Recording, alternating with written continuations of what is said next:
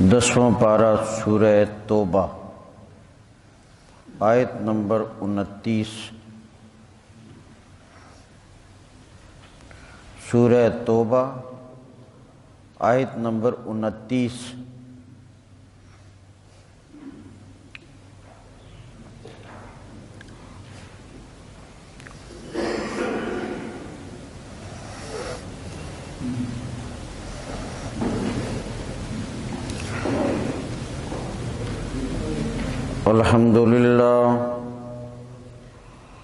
الحمد للہ الذی ہدانا لہذا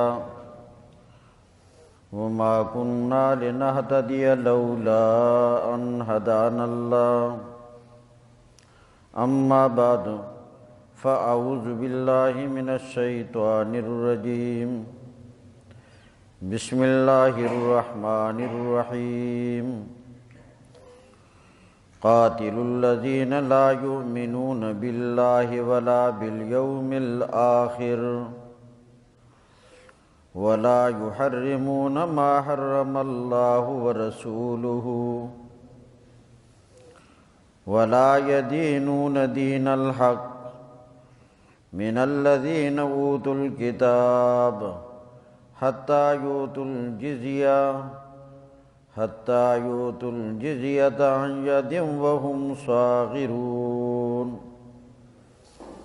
وقالت اليہود عزیر ابن اللہ وقالت النصارى المسیح ابن اللہ ذلك قولهم بأفواہہم یضاہئون قول الذین کفروا من قبل قاتلهم اللہ انا یؤفکون اتخذوا احبارهم ورهبانهم اربابا من دون اللہ والمسیح ابن مریم وما امروا الا لیعبدوا الہا واحدا لا الہ الا هو سبحانہ عما یشرکون یریدون ان یطفئوا نور اللہ بافواہہم ویأبی اللہ الا ان یتم نورہ ولو کرہ الکافرون والذی ارسل رسولہ بالہدی ودین الحق لیظہرہ علی الدین کلہ ولو کرہ المشرکون یا ایھا الذین آمنوا ان کثیرا من الاحبار والرہبان لیأکلون اموال الناس بالباطل ویصدون عن سبیل اللہ والذین یکنزون الذہب والفضة ولا ينفقونها فی سبیل اللہ فبشرهم بعذاب علیم یوم یحمى علیہا فی نار جہنم فتکوی بها جباہہم وجنوبہم وظہورہم ھذا ما کنزتم لانفسکم فذوقوا ما کنتم تکنزون۔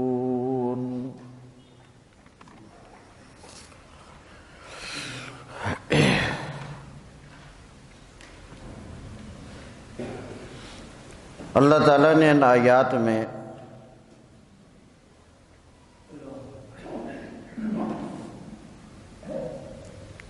غیر مسلموں کے ساتھ قتال کرنے کی اور جہاد کرنے کی وجوہات کو بیان کیا ہے کہ غیر مسلموں کے ساتھ قتال اور جہاد کیوں کیا جاتا ہے۔ اب غیر مسلموں کے ساتھ قتال کرنا، جہاد کرنا، یہ تو یاد رکھنا کہ یہ فریضہ اور ذمہ داری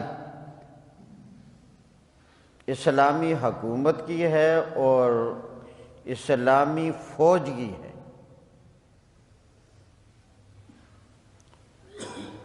اب اسلامی حکومت اور اسلامی فوج کو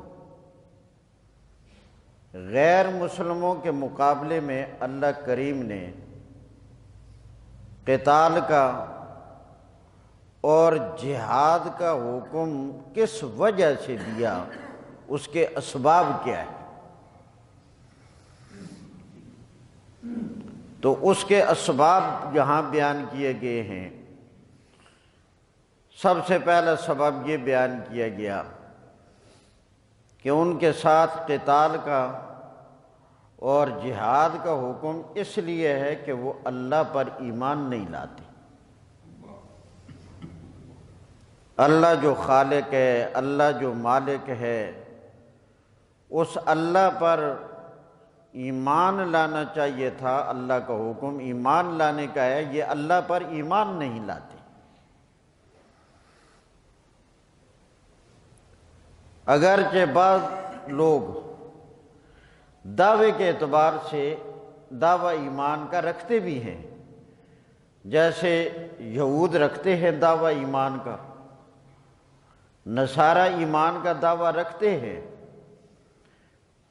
مگر اسلام ایمان کی وہ حقیقت وہ ان میں بھی نہیں ہے۔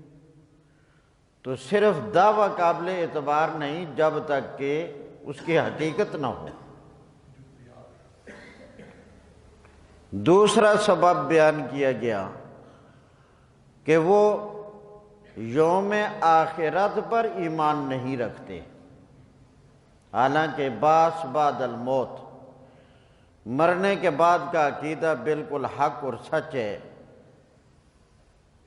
کہ اللہ تعالیٰ قیامت کے دن قرآن بھرا پڑا ہے، سورتوں کی صورتیں اللہ نے نازل کی، بار بار یہ مسئلہ بتایا گیا قرآن میں کہ لوگوں مرنے کے بعد اللہ تمہیں دوبارہ زندہ کرے گا،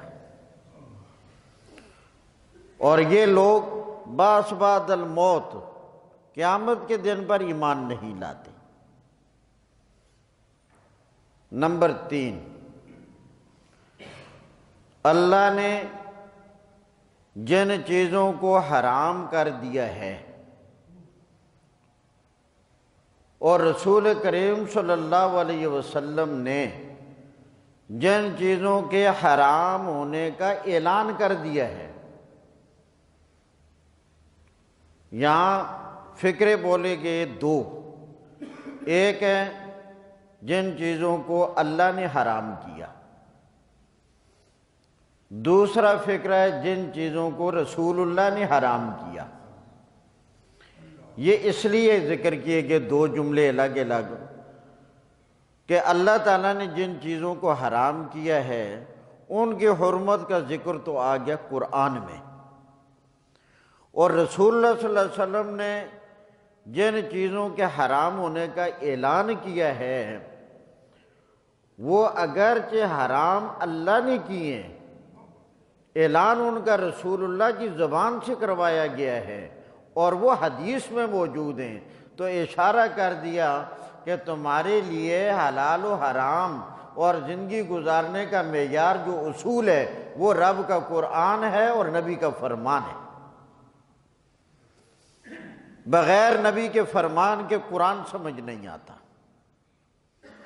اس لیے نبی کریم صلی اللہ علیہ وسلم نے جو پیشن گوئیاں فرمائی ہیں ان پیشن گوئیوں میں سے ایک پیشن گوئی یہ بھی فرمائی ہے کہ ایک ایسا زمانہ آ جائے گا، کچھ لوگ ٹھیک ٹھاک کھاتے پیتے ہوں گے اور وہ بس کہیں گے ہمارے لیے اللہ کا قرآن ہی کافی ہے اور ہمیں کسی چیز کی ضرورت نہیں ہے۔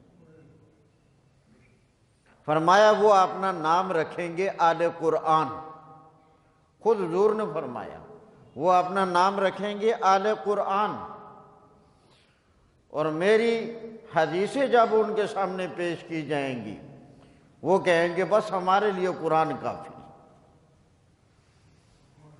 حالانکہ جس طرح وہاں حضور نے مثال بیان فرمائی ہے کہ بہت ساری چیزوں کو قرآن نے حلال کہا ہے، اور کچھ چیزیں ایسی بھی ہیں جو حلال ہیں مگر ان کا قرآن میں ذکر نہیں۔ فرمایا ان کے حلال ہونے کا ذکر میں نے اللہ کی جانب سے کیا ہے، اور بعض چیزیں وہ ہیں جو اللہ نے حرام کی اور ان کی حرمت حرام ہونے کا ذکر قرآن کریم میں ہے، اور بعض ساری چیزیں ایسی ہیں کہ وہ حرام ہیں مگر ان کا ذکر قرآن میں نہیں ہے۔ فرمایا اللہ کی جانب سے، اللہ کے حکم سے ان کو میں نے حرام ہونے کا اعلان کیا ہے۔ فرمایا اگر مقدار کا لحاظ کرو تو جتنی مقدار حلال و حرام کے احکامات کی قرآن میں ہے، تقریباً اتنی مقدار میرے فرمان میں بھی ہے۔ اور فرمایا جس طرح قرآن والی چیزیں وہ حلال ہیں اور حرام ہیں، بالکل اسی طرح پکے طور پر جن چیزوں کو میں نے حلال بتایا ہے یا حرام بتایا ہے وہ بھی حلال اور حرام ہے۔ اس لیے یہاں دو فکرے الگ الگ فرمائے۔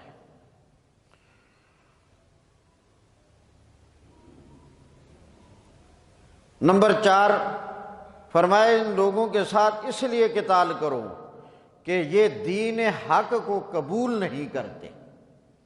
حالانکہ اللہ تعالیٰ نے نبی کریم علیہ السلام کو بھیج دیا، قرآن نازل کر دیا، اب اللہ کے پاک پیغمبر خاتم الرسل خاتم النبیین کے آنے کے بعد سارے دین بھی ختم، منسوخ، اور اب اللہ کے نبی پر ایمان لایا جائے اور اللہ کی اس کتاب کو مانا جائے اور اس دین حق کو قبول کیا جائے۔ پھر آگے فرمایا کہ ان لوگوں کے ساتھ اس وقت تک قتال اور جہاد جاری رکھو جب تک کہ وہ اپنے یا تو اسلام کو قبول کر لیں اور یا اپنے ہاتھ سے جزیہ دے کر اسلامی حکومت کے تابع بن کر زندگی گزارنے پر مجبور ہو جائیں۔ قاتلوا الذین، قاتلوا امر کا صیغہ ہے، قاتلوا قتال کرو، الذین ان لوگوں سے، لا یؤمنون باللہ جو اللہ پر ایمان نہیں رکھتے، اس لیے کہ وہ اللہ پر ایمان نہیں رکھتے، ولا بالیوم الآخر اور وہ آخرت کے دن پر ایمان نہیں رکھتے، ولا یحرمون ما حرم اللہ جن چیزوں کو اللہ کریم نے حرام کر دیا ہے انہیں حرام نہیں سمجھتے،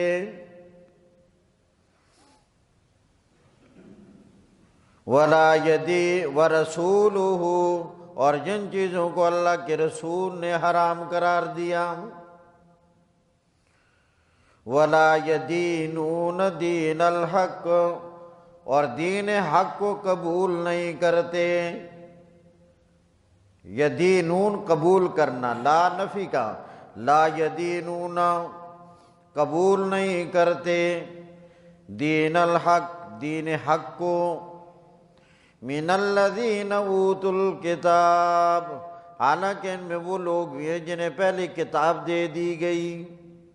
یہودیوں کو کتاب دی گئی تورات، عیسائیوں کو کتاب دی گئی انجیل، انجیل کے اندر اور تورات کے اندر اللہ کے پاک پیغمبر کے صفات موجود اور حلیہ تک موجود، اور قرآن مجید کا تذکرہ موجود، اور حضرات صحابہ کرام کی جماعت کا تذکرہ موجود، مگر پھر بھی یہ مانتے نہیں۔ فرمایا قتال کرو حتی یؤتوا الجزیہ یہاں تک کہ یہ جزیہ ادا کریں، عن یدین اپنے ہاتھ سے، یعنی جب ان سے جزیہ وصول کرو تو ان کے ملازم نوکر وہ لے کر نہ آئیں، ہر آدمی اپنا جزیہ خود لا کر پیش کرے، اپنے ہاتھ سے دے۔ وَهُمْ صَاغِرُونَ اگر وہ دین حق کو قبول نہیں کریں گے اور جزیہ ادا کر کے زندگی گزارنے پر تیار ہو جائیں، فرمایا وہ اللہ کے ہاں ذلیل ہوں گے۔ اور فرمایا اسی طرح یہود اور نصارہ کے اندر ایک خرابی اور بھی ہے، وہ یہ ہے کہ یہودیوں نے کتنے زیادہ ان میں انبیاء آئے، مگر اس کے باوجود ان میں ایسا طبقہ بھی رہا، ٹھیک لوگ بھی تھے سارے نہ، ان میں کچھ لوگ ایسے بھی تھے کہ جنہوں نے حضرت عزیر علیہ السلام کو اللہ کا بیٹا قرار دیا۔ وقالت اليہود، یہودیوں نے کہا عزیر ابن اللہ، عزیر اللہ کے بیٹے ہیں، عزیر علیہ السلام کو اللہ کا بیٹا کہہ دیا۔ وقالت النصارى، اور عیسائیوں نے کہا المسیح ابن اللہ، عیسیٰ علیہ السلام اللہ کے بیٹے۔ ذالک قول بافواہہم، یہ باتیں کرتے ہیں اپنے منہوں سے، عزیر علیہ السلام کو اللہ کا بیٹا قرار دیتے ہیں، عیسیٰ علیہ السلام کو اللہ کا بیٹا کہہ دیتے ہیں۔ کتنا بڑا جرم، اتنا بڑا قول کہ اگر اس کے گناہ کا اندازہ لگایا جائے، گناہ کے ثقل بوجھ کا، تو آسمان اگر پھٹے تو حق یہ ہے کہ پھٹ جائے اس قول کی وجہ سے۔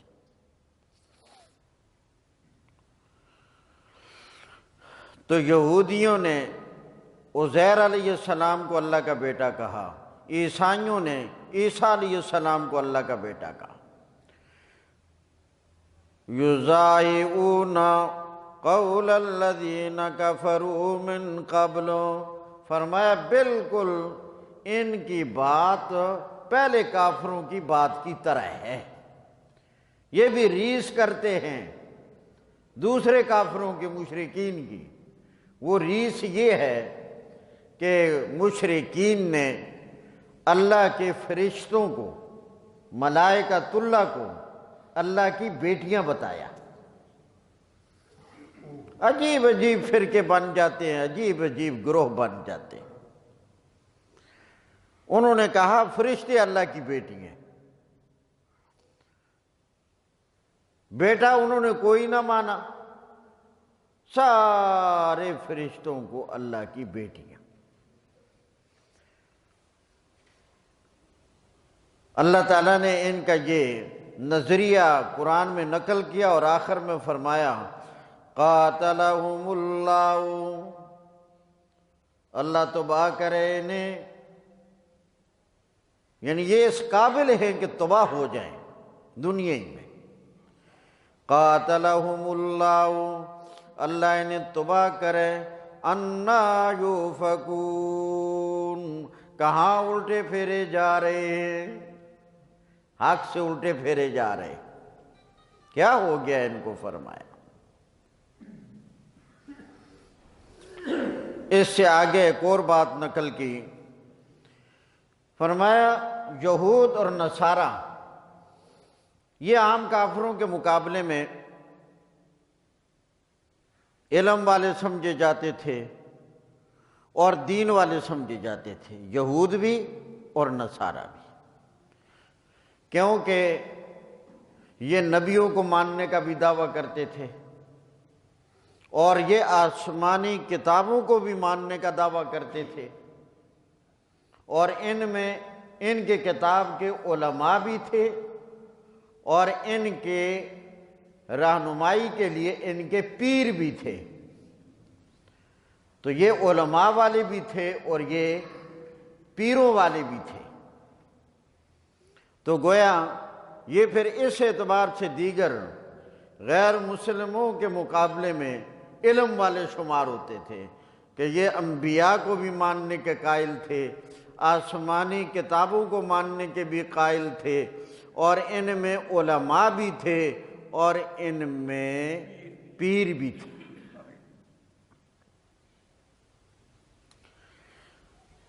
اللہ تبارک و تعالیٰ نے ان کی ایک قباحت اور برائی یہاں بیان کی کہ انہوں نے اس دینی بیس میں،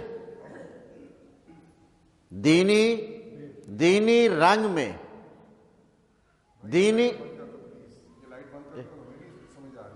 دینی بیس میں اور دینی رنگ میں انہوں نے ایک خرابی یہ نکالی کہ اپنے مولویوں کو اور اپنے پیروں کو رب بنا لیا۔ اب یہاں تھوڑا بڑی توجہ کی درخواست، اور پھر آیت کے ترجمے میں الفاظ پر غور کرنا۔ فرمایا یہودیوں اور عیسائیوں دینی شمار ہوتے تھے، تو انہوں نے اسی دینی رنگ میں، دینی لباس میں، دینی حلیے میں اتنا غلو اختیار کیا کہ اپنے مولویوں کو اور اپنے پیروں کو رب بنا لیا، رب بنا لیا۔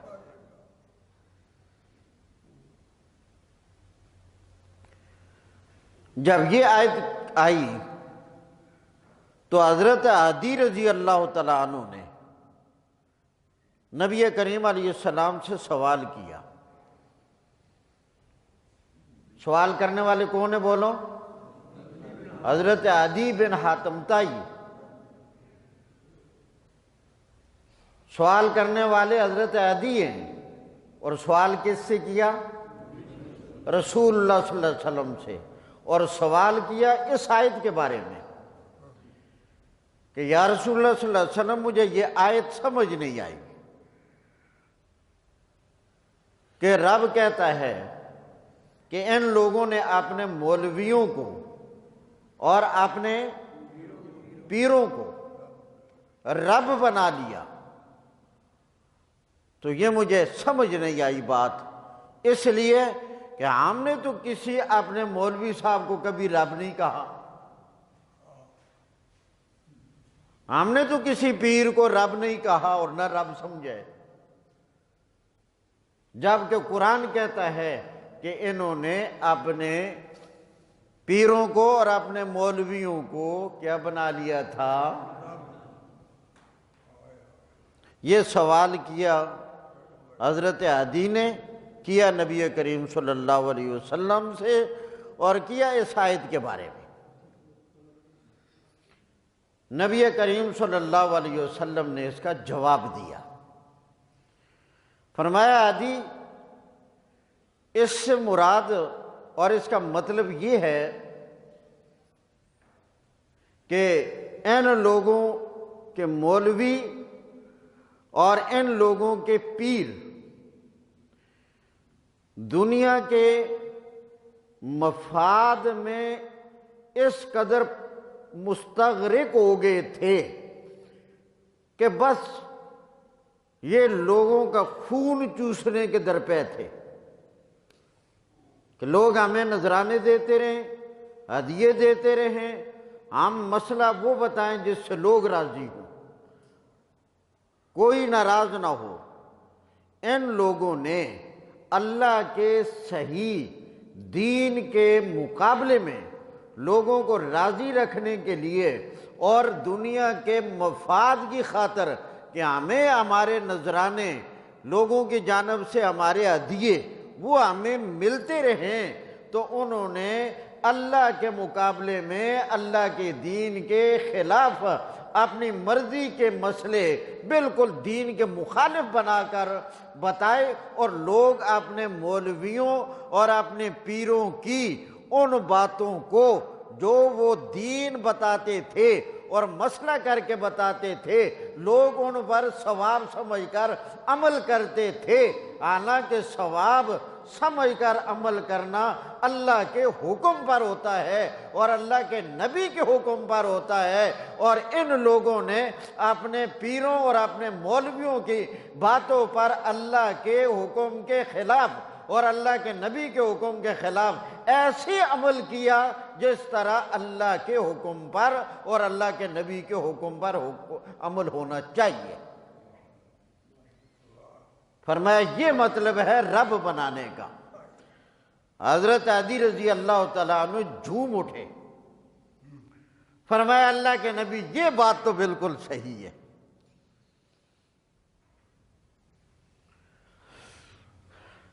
آج یقین جانے لمحہ فکریہ ہے، دعوت فکر ہے، ہمارا حال بھی کچھ ایسا ہی ہے۔ آج ہمارے کچھ علماء نے جو نام نہاد علماء ہیں، مگر ان کے ہاں تو بڑی شخصیات ہیں، نام نہاد پیروں نے وہ باتیں لوگوں کو دین بنا کر بتا دی ہیں۔ نہ رب کے قرآن میں وہ دین ہے اور نہ نبی کے فرمان میں وہ دین ہے، اور لوگ ان پر ایسی عمل کرتے ہیں، لڑنے بھڑنے سب کچھ ہونے قربان ہونے کے لیے تیار ہو جاتے ہیں، مگر یہ نہیں سوچتے کہ بھئی ہمیں اگر کسی نے نشاندہی کی ہے تو ہم ذرا تحقیق کر لیں کیا یہ چیز جو ہمیں بتائی جا رہی ہے اللہ کی کتاب میں ہے، یعنی بات تو یہ دیکھ لو اللہ کی کتاب میں ہے تو ٹھیک، اللہ کے نبی کے فرمان میں ہے تو ٹھیک، اگر اللہ کی کتاب میں نہیں ہے، اگر اللہ کے نبی کے فرمان میں نہیں ہے، اور آج کا مولوی تمہیں بتاتا ہے اور آج کا پیر تمہیں بتاتا ہے، تو پھر سمجھ لو وہ اپنے ہدیے اور اپنے نذرانے اور اپنے دنیا کی مفاد کی خاطر وہی کردار ادا کر رہا ہے جو اللہ کریم نے اس آیت کریمہ میں ذکر فرمائے۔ اس طرف توجہ نہیں جاتی۔ میں ایک مثال بارہا یہاں عرض کر چکا ہوں جو میرے ساتھ پیش آئی کہ یہاں ایک دفعہ کچھ لوگ آئے، طلاق کا مسئلہ تھا، طلاق ایسی تھی کہ اس کے بعد اب اس عورت کو خامند کے لیے رکھنے کی اللہ کے قرآن میں اور نبی کے فرمان میں کوئی گنجائش نہ تھی۔ متعدد بار میرے پاس آتے رہے، میں نے کہا کوئی گنجائش نہیں، کوئی گنجائش نہیں۔ 3-4 دن متواتر آتے رہے، ان کو میرا تعارف نہیں تھا، بس جب مسئلہ پیش آئے کسی نے بتا دیا ہوگا بھئی وہاں چلے جاؤ، اور میں مسجد میں بیٹھا ہوں، باوضو بیٹھا ہوں، سامنے قرآن ہے، نیک لوگوں کی مجلس میں بیٹھا ہوں، اللہ کی قسم اٹھا کر کہتا ہوں انہوں نے مجھے یہاں تک کہا آپ ہمیں لکھ دیں کہ یہ جائز ہے، ہو سکتا ہے ہم آپ کو راضی کریں گے۔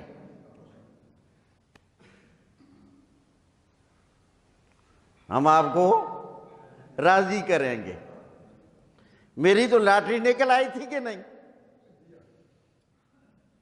مگر جب آنکھ بند ہوتی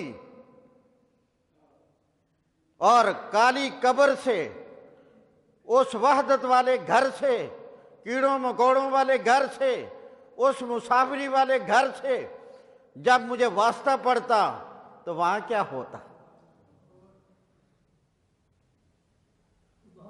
کوئی 2-4 مہینے گزر گئے، 2-4 مہینے کے بعد ان میں سے ایک صاحب مجھے یہاں مل گئے، میں نے نہیں پہچانا، سلام کیا، خیر خیریت اس انداز سے پوچھی جیسے جانتے ہیں، تو میں نے بھی کہا جی خیریت، میں نے کہا آپ ٹھیک ہیں جی خیریت، شاید آپ نے مجھے پہچانا نہیں، میں نے کہا جی پہچانا نہیں۔ پھر انہوں نے بتایا وہ جو یاد کرایا کہ ہم مسئلہ لے کر آئے تھے آپ کے پاس طلاق کا، میں نے کہا ہاں مجھے یاد آ گیا، میں نے کہا پھر بتاؤ کیا ہوا اس کا؟ کہا وہ حل ہو گیا تھا، وہ مسئلہ حل ہو گیا تھا۔ میں نے کہا کیسے حل ہوا؟ کہا جی ہم اپنے پیر صاحب کے پاس پھر گئے تو ہم نے جا کر کہا یہ مسئلہ ہے اور اس مصیبت میں پھنس گئے ہیں، یہ چکر بن گیا ہے، تو اس کا حل علماء کے پاس گئے تھے تو نہیں ملا، تو آج ہم آپ کے پاس آئے تو کہا 4 دیگوں کا نذرانہ مجھے دے دو۔ جب وہ دے دیا کہا چلو یہ تمہارا فدیہ ہو گیا، کفارہ ہو گیا، یہ تیری بیوی ہے، جا۔ کیا یہ وہی عمل نہیں ہے جو اللہ اس آیت میں ذکر کرتے ہیں کہ ان لوگوں نے اپنے مولویوں کو اور اپنے پیروں کو رب بنا لیا تھا؟ تو یاد رکھنا، اپنے ایمان کو بچاؤ، اپنے ایمان کی حفاظت کرو۔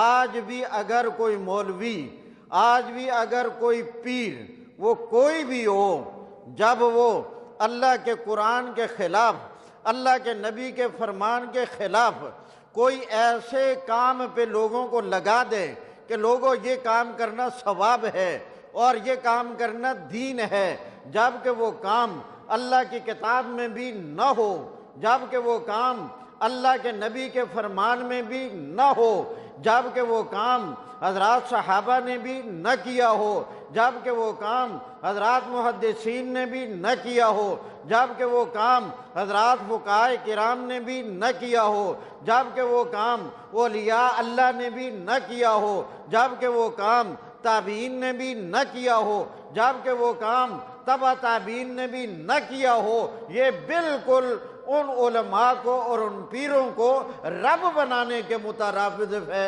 جس کا انجام اللہ اس آیت میں ذکر کر رہے ہیں۔ بات سمجھ آ گئی کہ نہیں؟ اب آیت کے ترجمے پر ذرا غور کرنا۔ اتخذوا، واہ میرے اللہ تیرے سمجھانے پہ قربان، اللہ میرے رب نے یہاں جو سمجھانے کا انداز ہے، قربان جائیں، وہی بات حضرت عدی والی مجھے ذرا پھر ذہن میں آ گئی۔ حضرت عدی نے کہا تھا یا رسول اللہ ہم نے تو کسی کو رب نہیں کہا، مولوی کو، پیر کو رب نہیں کہا۔ قرآن میں بھی اشارہ، اللہ نے یہ بھی نہیں کہا کہ یہودیوں نے، عیسائیوں نے، اہل کتاب نے اپنے مولویوں کو اور اپنے پیروں کو رب کہا ہے، رب کہا ہے۔ یہ رب نے بھی نہیں فرمایا، فرمایا انہوں نے رب بنا لیا تھا، کہا نہیں، بنا لیا تھا۔ ان کا طرز عمل ایسا تھا کہ جس طرح رب بنانے والا ہوتا ہے۔ الفاظ پر غور کریں، شروع کا لفظ اتخذوا، انہوں نے بنا لیا، اتخذوا، انہوں نے بنا لیا، احبارہم، اپنے علماء کو، احبار بمانا علماء، اپنے علماء کو، ورہبانہم، اور اپنے پیروں کو، اربابا من دون اللہ، رب بنا لیا تھا اللہ کے آیا ہے۔ حکم اللہ کا ماننا چاہیے تھا، دین وہ ہے جو اللہ نے بتایا ہو، اللہ کے نبی نے بتایا ہو، اس سے ہٹ کر کون سا کام ہے دین کا۔ اتخذوا احبارہم، انہوں نے بنا لیا اپنے مولویوں کو۔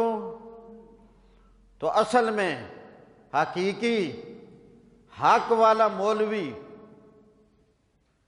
وہ ہوتا ہے جو لوگوں کو قرآن اور حدیث والی رہنمائی کرے۔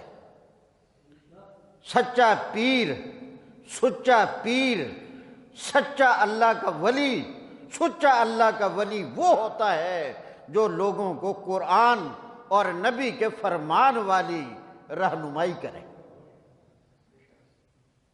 جس طرح حضرت علی اجویری نے کیا، جس طرح سلطان باہو نے کیا، جس طرح خواجہ فرید الدین عطار نے کیا، جس طرح خواجہ معین الدین چشتی نے کیا رحمہم اللہ۔ ہم نے تو ان کے نام پہ چندے ہی مانگنے کا گر سیکھا ہے، ان کی زندگیوں کو اور ان کے طرز اعمال کو ہم نے اپنانے، اس کو سیکھنے، اس کو اپنانے کی طرف تمہاری توجہ ہی نہیں ہے۔ اتخذوا احبارہم، بنا لیا ان لوگوں نے اپنے مولویوں کو، ورہبانہم، اور اپنے اربابا من دون اللہ، رب بنا لیا اللہ کے سوا۔ والمسیح ابن مریم، اور مسیح ابن مریم کو بھی رب بنا لیا۔ مسیح ابن مریم کو بھی رب بنایا کہ نہ بنا؟ مسیح ابن مریم کو بھی رب بنا لیا۔ وما امروا، حالانکہ انہیں اللہ کی طرف سے حکم نہیں دیا گیا تھا، الا لیعبدوا الہا واحدا، کہ عبادت ایک اللہ کی کریں، عبادت ایک اللہ کی۔ یہی قرآن نے بتایا، یہی نبی کریم علیہ السلام نے بتایا، اور یہی اولیاء اللہ محنت کرتے رہے۔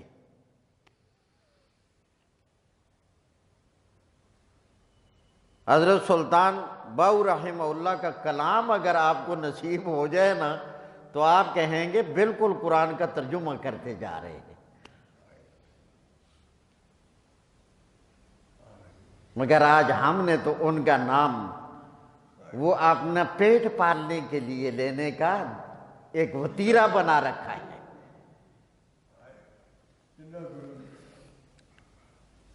حضرت سلطان باؤ رحمہ اللہ فرماتے ایک جگہ یہ توحید الہ واحدہ، یقین دانم دری عالم،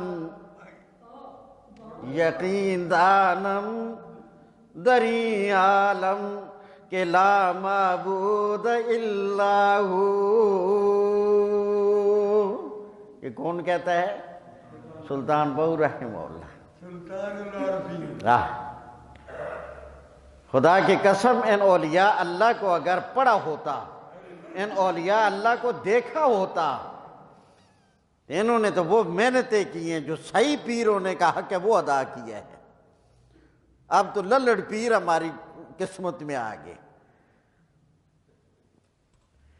یقین دانم دری عالم، کہتے ہیں میرا یقین، کہ وہ لوگوں یقین کر لو، یقین جما لو، پورے جہان میں غور کر لو، ذرے ذرے پہ غور کر لو، درختوں پہ غور کرو، آسمانوں پہ غور کرو، فلکیات پہ غور کرو، زمین پہ غور کرو، کائنات کے ذرے ذرے پہ غور کر لو۔ وہ لوگوں کلر کہار کی پہاڑیوں پر سلطان العارفین کی ذرا یاد تازہ کر کے وہاں بھی تنہائیوں میں گھوم پھر کر پھر یہ کہنے پہ مجبور ہو جاؤ گے کہ یہاں بھی سلطان العارفین پھرتے رہے، گھومتے رہے، اور انہوں نے یہی نتیجہ نکالا، یقین دانم دری عالم، کہ لا معبود الا ہو، ولا موجودہ ولا موجودہ ولا مقصودہ فی الکونین الا ہو۔ چوتے غیلا بدستاری، وہ جب تیرے ہاتھ میں اللہ کے پاک پیغمبر کی پکڑائی ہوئی لا کی تلوار آ گئی، لا الہ الا اللہ، جب تیرے ہاتھ میں اللہ کے نبی کی لا کی دی ہوئی تلوار آ گئی، جب قرآن کی دی ہوئی تلوار آئی، اللہ کے پاک پیغمبر نے سب سے پہلے جب لوگوں کو کوئی صفا پہ بلایا، وہ لوگوں کو اس صفا کے خطیب نے سب سے پہلا جو حکم سنایا تھا وہ یہی کہا تھا، قولوا لا الہ الا اللہ، جو تیغے لا بدستاری بیاتنہا چغمداری، کہ لا فتاح الا ہو۔ یہ کون کہتا ہے؟ حضرت سلطان باؤ رحمۃ اللہ علیہ۔ ہم نے کیا سمجھے اولیاء اللہ کو؟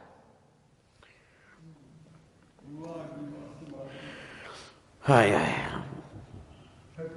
لوگوں بس ایمان کو بچانا، موت کا پتہ کوئی نہیں، گارنٹی کوئی نہیں، کس وقت آ جائے، عقیدہ توحید پر جانا اور شرک سے بچنا اور بدعت سے بچنا اور حقوق العباد میں غلطی نہ کرنا، اللہ کی رحمت کی امید رکھو، میرا رب کامیاب کرے گا، اعلیٰ درجات نصیب کرے گا۔ فرمایا وَمَا أُمِرُوا إِلَّا لِيَعْبُدُوا، انہیں تو حکم نہیں دیا گیا تھا مگر تاکہ عبادت کریں الہ واحدہ، ایک الہ کی، لا الہ الا ہو، لا الہ، لا الہ کوئی معبود نہیں ہے، کوئی حاجت روا نہیں ہے، کوئی مشکل کشا نہیں ہے، کوئی غیب جاننے والا نہیں ہے، الا ہو، مگر اللہ کی ذات، سبحانہ، وہ پاک ہے، سبحانہ، وہ پاک ہے، عما یشرکون، یہ لوگ جو شرک میں لگ گئے ہیں اللہ اس شرک سے پاک ہے۔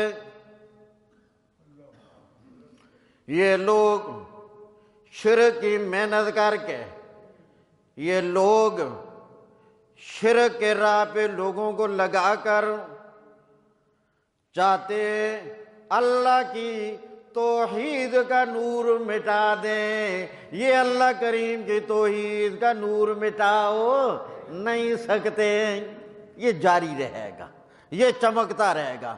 اللہ نور السماوات والارض، زمین و آسمان اگر آباد ہیں، اگر آسمان آباد ہے، اگر زمین آباد ہے، اگر یہ کائنات کا ذرہ ذرہ اپنے کام میں لگا ہوا ہے، لوگوں یقین جان لو اللہ نور السماوات والارض، زمین و آسمان کا ذرہ ذرہ اللہ کے نور توحید سے آباد ہے، اللہ کے نور توحید سے آباد۔ قرآن میں جاذبیت ہے، ہائے کاش کہ کوئی لینے والا تو آئے۔ آج جمعے پر جو میں نے واعظ کیا تو یقین جانے شاید قریب والے لوگوں نے دیکھا بھی ہوگا، جو ہی میں نماز سے فارغ ہوا دعا ہوئی، دعا کے بعد جب سنتے پڑھنے کے لیے کھڑا ہوا، ایک نوجوان بڑا قابل رشک، ابھی میں نے سنتے شروع نہیں کی تھی یہاں، وہ جلدی سے پیچھے سے آیا اور آگے بڑھا اور مجھے آ کر ملا، کہنے لگا یہ آیتیں جو آپ نے آج پڑھی ہیں بیان میں، یہ آیتیں کس جگہ میں؟ آخر اس کو کچھ لطف آیا، ایمان تازہ ہوا، تبھی وہ اس شوق میں پڑا، اب لازماً وہ جا کر گھر دیکھے گا۔ اللہ کے قرآن میں بڑی جاذبیت ہے، کاش کہ کوئی پڑھنے والا ہو جاتا، اس میں تو بڑی لذت ہے، اس میں تو بڑی لذت ہے۔ رب کے قرآن کے سمجھانے کا انداز دیکھو، یقین جانیں جب قرآنی علوم کا اندازہ لگائیں تو ایسے معلوم ہوتا ہے جنہوں نے سمندر دیکھا ہو، جس طرح وہ ایک ٹھاٹھے مارتا ہوا سمندر نظر آتا ہے، رب کے قرآن کا یہ علمی سمندر اسی طرح ٹھاٹھے مارتا ہوا نظر آتا ہے۔ ایک ایک لفظ پر جب غور کرو، میرے رب کا سمجھانے کا انداز، قرآن ہے معجز کتاب ہے کہ انسان ایک ایک لفظ پر غور کرے تو اسی سے ہٹنے کو دل نہیں کرتا۔ ہائے ہائے یریدون، یہ مشرک لوگ، یہ بدعتی لوگ، شرک پہ لگانے والے لوگ، بدعات کی طرف لگانے والے لوگ، یریدون، یہ چاہتے ہیں، یہ ارادہ کرتے ہیں، ان یطفئوا نور اللہ، کہ اللہ کے نور کو یعنی نور توحید کو ملیا میٹ کر دیں، ختم کر دیں، بے افواہہم، اپنی رنگ برنگی باتوں کے ساتھ، رنگ برنگی باتیں کرتے ہیں، لیکن اللہ فرماتا ہے وَيَأْبَى اللَّهُ إِلَّا أَن يُتِمَّ نُورَهُ، اللہ بھی انکار کرتا ہے کہ میں ان کا ارادہ پورا نہیں ہونے دوں گا، میرا نور توحید پورا ہو کر رہے گا۔ وَلَوْ كَرِهَ الْكَافِرُونَ، اگرچہ کافر پسند نہ کرے۔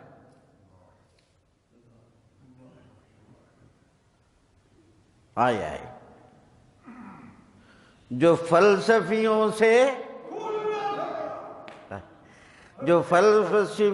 سے کھل نہ سکا، نکتہ وروں سے حل نہ ہوا، وہ راز ایک کملی والے نے چند اشاروں میں بتلا دیا۔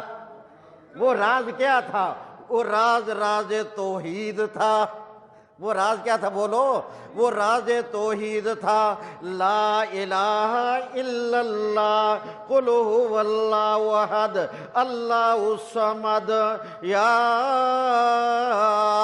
ایھا الناس اعبدوہ۔ وہ راز توحید تھا۔ فلسفی بھی الجھ گئے، نکتہ ور بھی الجھ گئے، سارے الجھے ہوئے کہاں سے کہاں نکل گئے۔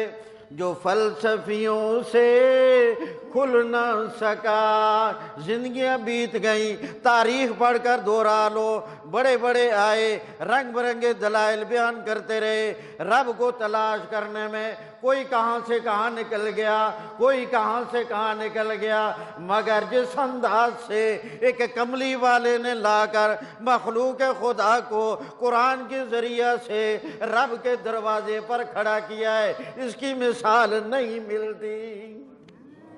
جو فلسفیوں سے کھل نہ سکا، نکتہ وروں سے حل نہ ہوا، وہ راز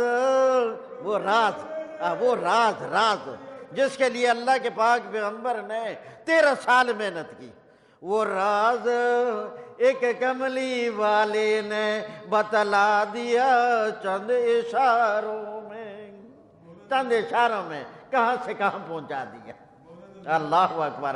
وہی راز تھا کہ جس راز پر ابو بکر آئے تو رب کا قرآن پڑھو کیا بتا رہا ہے، اسی راز پہ جب حضرت عمر آئے تو رب کا قرآن پڑھو کیا بن گئے، اسی راز پہ جب عثمان آئے تو بتاؤ وہ کیا بن گئے، اسی راز پہ جب علی المرتضیٰ آئے تو کیا بن گئے، اسی راز پہ بلال آئے تو کیا بن گئے، اسی راز پہ ابو ہریرہ آئے تو کیا بن گئے، اسی راز پہ عبداللہ بن عمر آئے تو کیا بن گئے، اسی راز پہ عبداللہ بن مسعود آئے تو کیا بن گئے، اسی راز پہ ابو موسیٰ اشعری آئے تو کیا بن گئے۔ کس ستارے کا نام لے لوں؟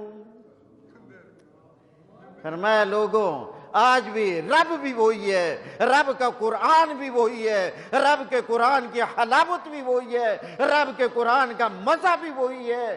ضرورت ہے صدق کے دل سے قرآن کے محتاج بن کر اپنی زندگیاں لگا دو قرآن کے لیے، میرا رب تمہارے دلوں میں نور پیدا کرے گا۔ جس کو کافر مشرک مٹانا چاہتے ہیں یہ نہیں مٹے گا، یہ تمہارے دلوں میں رب کو لائے گا۔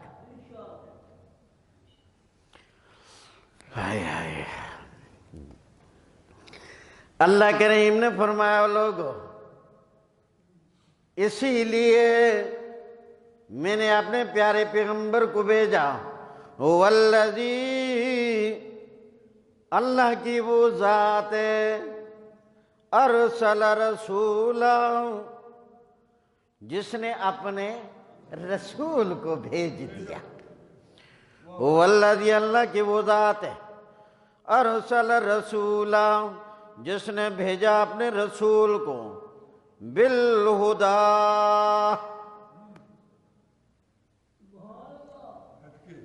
آپ سے سوال کروں گا یہاں ہدا کا کیا معنی کریں گے آپ؟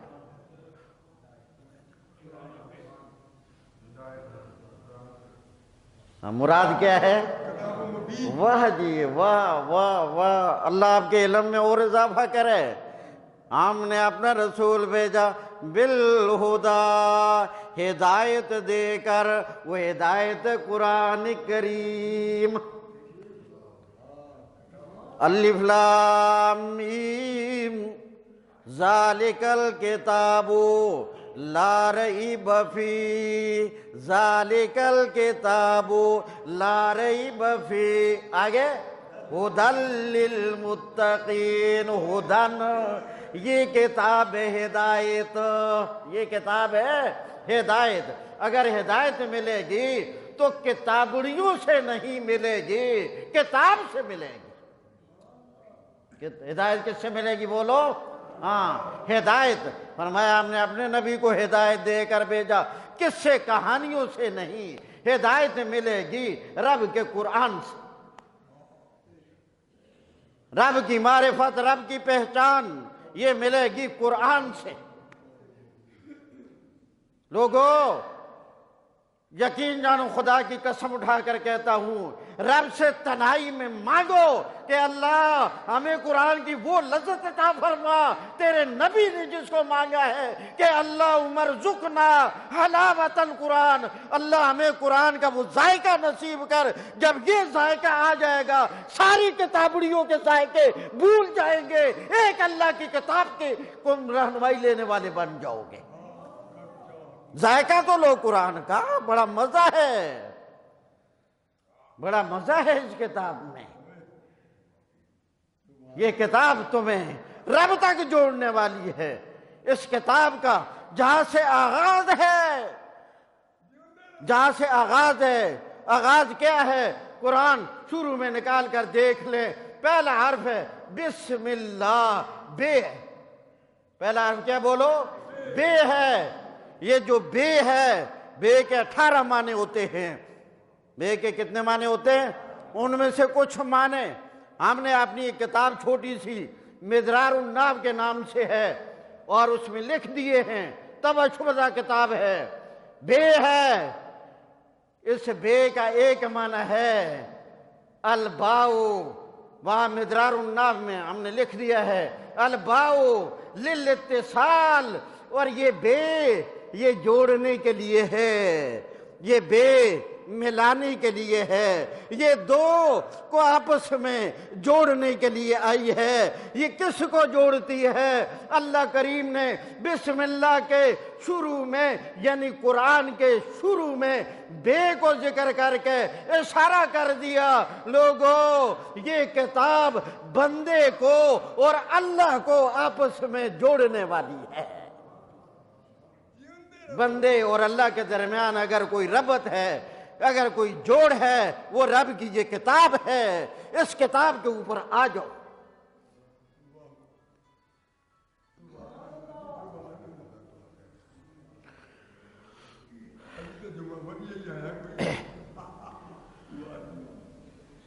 یہ جو ہم نے دورہ تفسیر قرآن کا ارادہ کیا ہوا ہے، جس کے حاضرین میں سے فارم پر ہو چکے ہیں وہ تو آگے ہیں، جن کا ابھی رہتا ہے وہ آج بھی بعد میں فارم لے کر باقاعدہ پر کر کے دیں، اور اس وقت کو ہاتھ سے نہ جانے دیں۔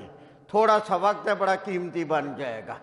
پورے قرآن کی سیر جاتے جاتے بالکل اس انداز میں ذرا ہو جائے گی جیسے گاڑی پہ سوار ہو جائیں اور چھت کھول کر ادھر دیکھے گاڑی والے کو کہیں چلاتا جا، یہ نظارے، یہ نظارے، یہ نظارے، گاڑی جا رہی ہے، ادھر دیکھا جاؤ۔ ایک دفعہ تھوڑے سے وقت میں پورے قرآن کریم کی سیر ہو جائے گی۔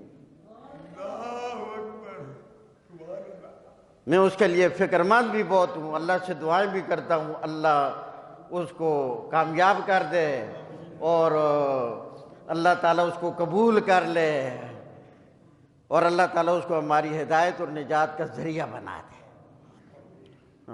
کاش کہ آپ کو اس کا ذائقہ آنا شروع ہو جاتا نا، پھر میں دیکھتا کیسے بنتے ہو۔ اللہ اکبر۔ او والذی، اللہ کی وہ ذات ہے، ارسل، جس نے بھیجا، رسولہ، اپنا رسول، رسول میں اضافت شرافت کے لیے، اللہ کے نبی کا پیغام مقام ظاہر کرنے، اور رسول اللہ کا رسول اپنے رسول کو بالہدا قرآن دے کر، بالہدا قرآن دے کر بھیجا، ودین الحق اور سچا نظام دے کر بھیجا، حق نظام دے کر بھیجا، لِيُظْهِرَهُ عَلَى الدِّينِ كُلِّهِ تاکہ سارے نظاموں پر غالب کر دے۔ وہ ہوا وَلَوْ كَرِهَ الْمُشْرِكُونَ، اگرچہ مشرک اس کو پسند ہو نہ کریں۔ واہ میرے اللہ تیرے سمجھانے پہ قربان۔ اگلی آیت کے شروع میں ایک اور بات بیان کر دی، جس طرح آج کے دور میں 1400 سال گزرنے کے بعد آج کی ہماری دکھتی رگ پہ ہاتھ رکھا گیا۔ اگلی آیت کے شروع میں رب نے بتایا ان لوگوں، اللہ قربان جائے میرے اللہ خطاب بھی کرتا ہے ایمان والوں کو، کیونکہ مولویوں کے ماننے والے کون ہوتے ہیں؟ مولویوں کو وہ ماننے والے، ہاں وہی،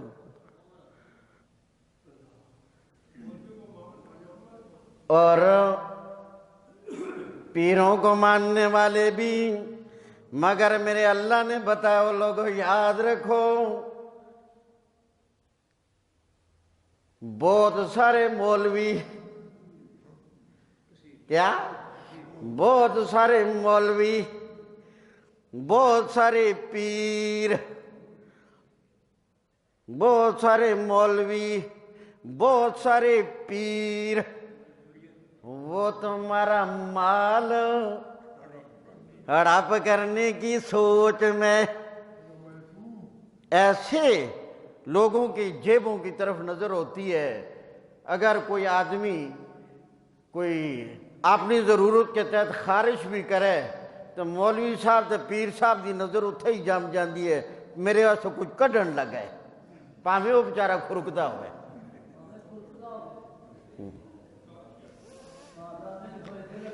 ہائے ہائے،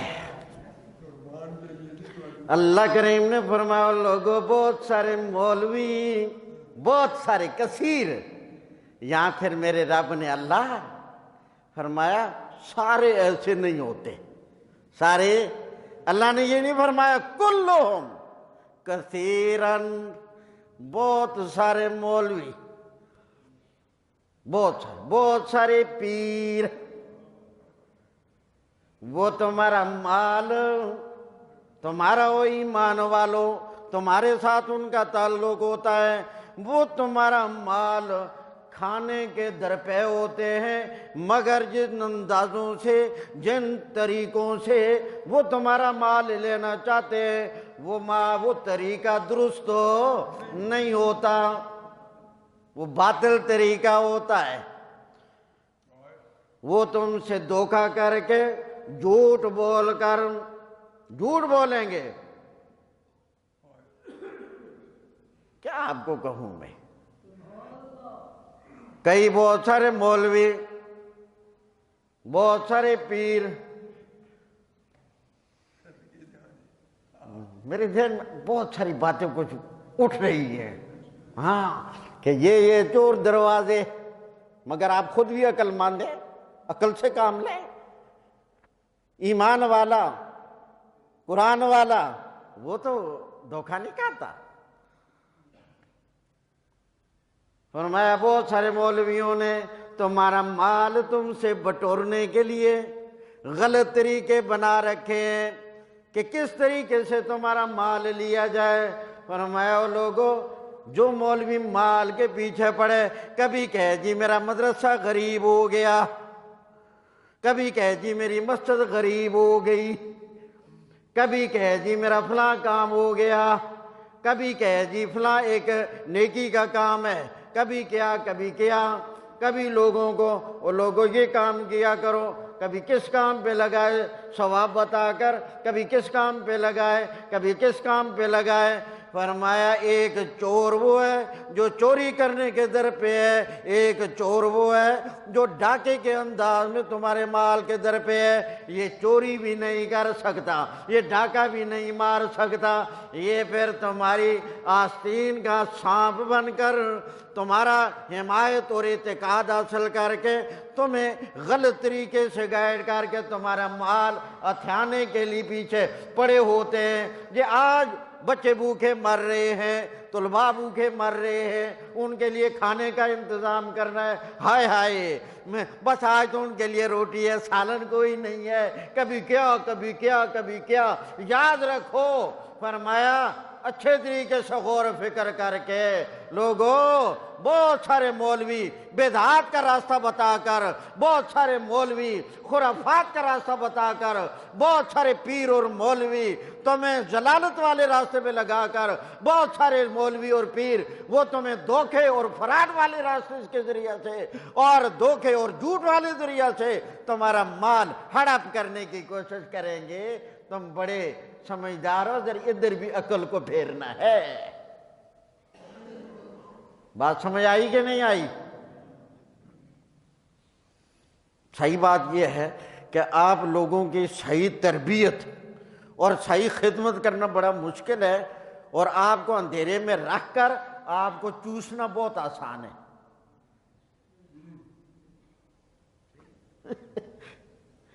کیا خیال ہے کم نے شروع کر دی کیوں؟ تو آج اللہم آذن اللہ، میرے اللہ بچانا، میرے اللہ اپنے ہی محتاج کرنا، کسی کا محتاج نہ کرنا۔ فرمایا لوگوں بہت سارے، اب قرآن کے ترجمے پر ذرا غور کرنا۔ یا ایھا الذین آمنو، اے ایمان والو، اللہ آپ سے خطاب کر رہا ہے۔ یا ایھا الذین آمنو، اے ایمان والو، ان کثیرا من الاحبار، بہت سارے مولوی، بھائی پتہ کوئی نہیں زندگی کا کیا ہوتا ہے کیا نہیں ہوتا۔ ایک اور بات بھی کر دوں، ہاں میں تفصیل میں نہیں جاؤں گا، صرف آ گئی ہے ذہن میں، خواب و خیال بھی نہ تھا، اچانک آ گئی ہے۔ قربانی کے موقع پر حصہ ڈالنے کے بجائے اپنی الگ قربانی کرنے کا اہتمام کریں۔ یا ایھا الذین آمنو، بس ایک درویش کی بات تھی، کہہ دی ہے۔ اگر حصہ ڈالنا ہو تو تب ڈالنا جب کہ آپ کے بالکل اپنے ساتھی مل جائیں، اپنے طور پر جانور لو اور اپنے طور پر ذبح کرواؤ، اپنی قربانی کرو، بس اس سے آگے اور کچھ نہیں کہتا۔ سمجھ گئے کہ نہیں سمجھے؟ قربانی کب آئے گی؟ تو آج قربانی کا موضوع بیان ہو رہا ہے۔ یہ میرے رب نے اچانک جو ذہن میں بات ڈالی ہے، تو بات سمجھ آ گئی ہے کہ نا؟ یا تو اپنے چند ساتھی مل کر لینا اگر بڑا جانور کرنا ہے، اور یا پھر آپ نے علیحدہ اہتمام کرنا۔ یہ جو عام طریقہ کار چلا ہوا ہے اس کے پیچھے نہ پڑنا۔ آگی سمجھ؟ یا ایھا الذین آمنو، اے ایمان والو، ان کثیرا من الاحبار، منع کرو، بہت سارے مولوی،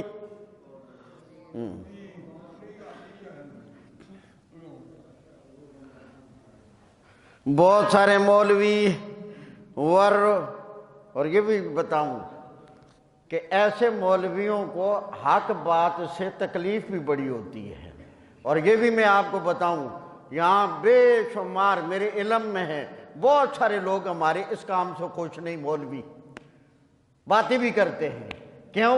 وہ کہتے ہیں کہ ساڈا پٹھا گول کرتا ہے بیٹھ کے، کہتے ہیں ساڑی کمپنی نو خسارے بھی لے جا رہی ہے۔ یا ایھا الذین آمنوا، اے ایمان والو، ان کثیرا من الاحبار، بہت سارے مولوی، والرہبان، ہاں یہ تو میرے رب نے بتایا ہے۔ یہ آج جو آپ کو اختلافات نظر آ رہے ہیں مذہبی حوالے سے، فلاں اختلاف فلاں، یہ اختلاف کس نے کیا؟ رب کا قرآن کہتا ہے یہودیوں میں، عیسائیوں میں مولوی بھی تھے، پیر بھی تھے۔ اللہ فرماتے ہیں اختلاف کیا مولویوں نے، اختلاف کیا علم آنے کے بعد، اختلاف کیا آپس میں زد و رساکشی کی وجہ سے۔ تو یہ اختلاف کرنے والے مولوی، اختلاف کیا علم آنے کے بعد، اور اختلاف کیا آپس میں ضد کی وجہ سے، تو آج یہ آپ کے سامنے صورتحال بنی ہوئی ہے۔ کیا اچھا ہوتا یہ اختلاف نہ کرتے، جو اللہ کا علم آیا ہے قرآن والا، بس ہم تو قرآن اور اللہ کے نبی کے فرمان حدیث کے تابع ہیں، دائیں بائیں ہم جانے کے قائل ہو نہیں، چونکہ چنا کے بس فلاں قصہ فلاں کہانی، یہاں قصے کہانیوں والا چکر نہیں ہے۔ یا ایھا الذین آمنوا، اے ایمان والو، ان کثیرا من الاحبار، بہت سارے مولوی، والرہبان، اور بہت سارے پیر، آگے خیال کرنا، لیأکلون، البتہ کھاتے ہیں، اموال الناس، اموال الناس، لوگوں کے مال۔ تھوڑے کول بھی رنگ برنگے رسیدہ پکڑ کے آنا والے ہون گے، ہم رسیدوں والے اس نظام کے قائل ہی نہیں ہیں۔ لیاکلون، البتہ کھائیں گے، اموال الناس، لوگوں کے مال، بالباطل، باطل طریقے سے، غلط طریقے سے، بدعات کے طریقے سے، رسومات کے طریقے سے، خرافات کے طریقے سے، وَيَصُدُّونَ عَن سَبِيلِ اللَّهِ، وہ اس میں لگ کر حقیقت میں ظاہر میں مولوی ہوں گے، ظاہر میں پیر ہوں گے، مگر حقیقت میں اللہ کے راستے سے روکنے والے ہوں گے۔ جب وہ کہیں گے بھائی ان کی نہ سننا، ہماری سنو، تو پھر اللہ کے دین سے روکنے والی بات ہوئی۔ یصدون، روکیں گے اللہ کے راستے سے۔ یہ خرابی ان میں ہوگی مال کی وجہ سے۔ کس وجہ سے بولو؟ مال کی وجہ سے۔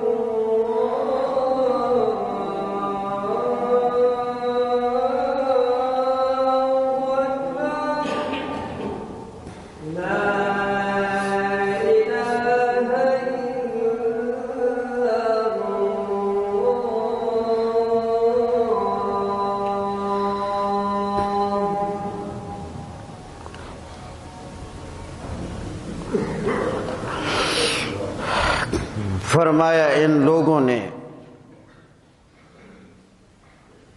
صحیح اہل علم علماء کرام اور صحیح اولیاء اللہ پیروں کو بھی بدنام کیا۔ لوگ تو پھر سب ایک نظر سے دیکھتے ہیں، تو یہ مال کی خاطر ایسا کرتے ہیں۔ اگلی جملے میں آگے مال جمع کرنے والوں کا انجام بیان کیا گیا، جو مال جمع کرنے کی فکر میں رہیں، چاہے وہ مولوی ہو چاہے وہ غیر مولوی ہو۔ تو یہاں زیادہ مولوی کا ذکر ہے۔ فرمایا مال جمع کریں اور اللہ کا حق ادا نہ کریں، لیکن حکم عام ہے، چاہے مولوی ہو چاہے پیر ہو چاہے غیر مولوی ہو، جو بھی مال جمع کرنے کی فکر میں ہو اور اللہ کا حق اس میں ادا نہ کرے، بس جمع ہی کرنے کی فکر ہو، ان کا انجام کیا ہے ذرا غور کرنا۔ والذین، اور جو لوگ یکنزون الذہب والفضہ، جمع کرنے میں لگ جائیں سونا اور چاندی، ولا ينفقونها فی سبیل اللہ، اور خرچ نہ کریں اللہ کے راستے میں، فبشرہم بعذاب علیم، ان کو خبر دے دیجیے عذاب علیم کی۔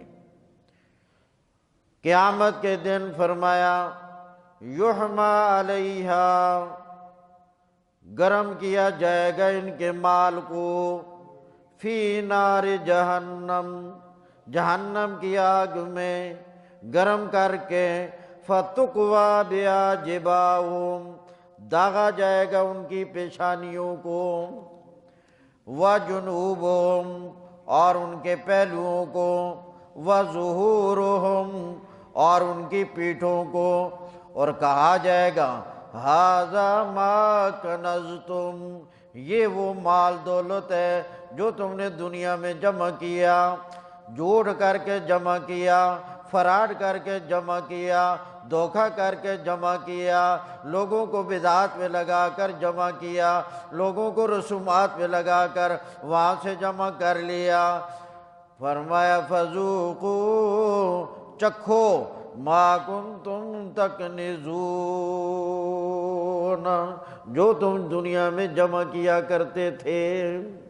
اللہ تعالیٰ ہمیں سمجھ نصیب فرمائے، اللہ تعالیٰ ہمیں ہر وہ کام کرنے کی ہمت اور توفیق نصیب فرمائے جس میں میرے رب کی رضا ہو۔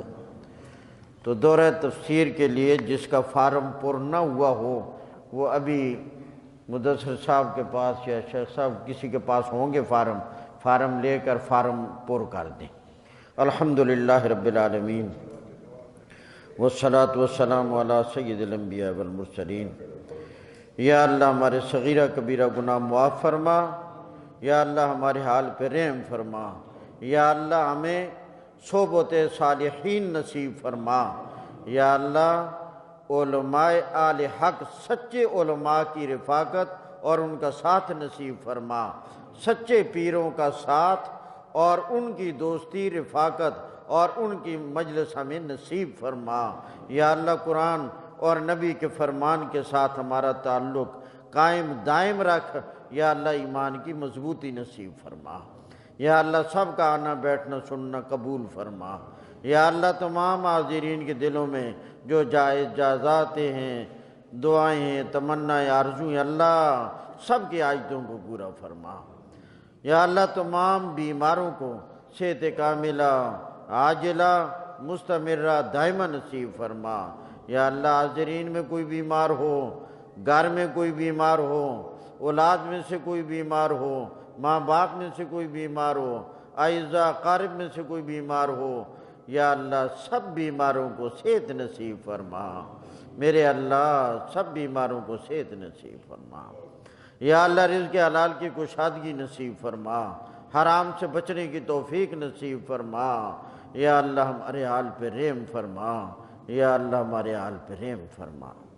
اللہم احسن عاقبتنا فی الامور کلہا واجرنا من خزی الدنیا وعذاب الآخرہ، وأجرنا من خزي الدنيا وعذاب الآخرة ربنا ظلمنا أنفسنا وإن لم تغفر لنا وترحمنا لنكونن من الخاسرين وتب علينا إنك أنت التواب الرحيم برحمتك يا رحمن